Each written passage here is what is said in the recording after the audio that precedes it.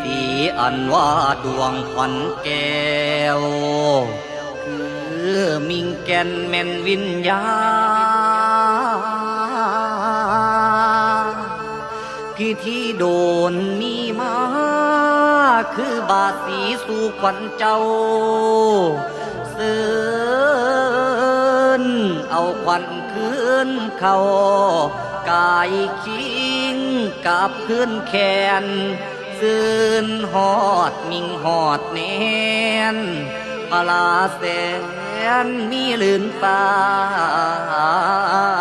ว่าขวัญเจ้า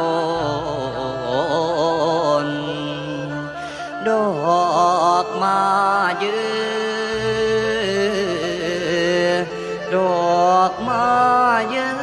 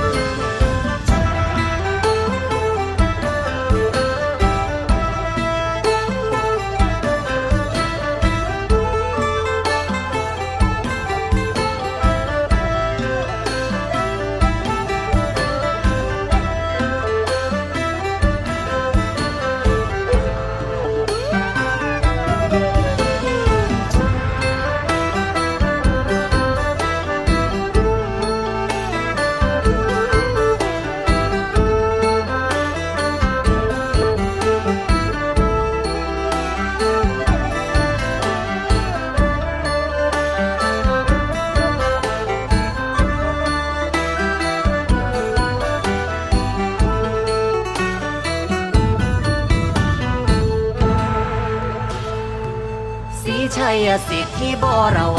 รขอเสริมพระพรมาเหนือเก่ายังกะมอมคนเจ้าไปอยู่หมู่แดนจอมพยนแก้วล้อมหิมะผ่านไม่ให้เท้ามาอยู่เถื่อนน้ำสิท่านดอนทำหมู่นาคาอยู่เวหนอโยธยานครใหญ่ให้ขึ้นมาดวนได้สุขิงแก้วดอกควันมา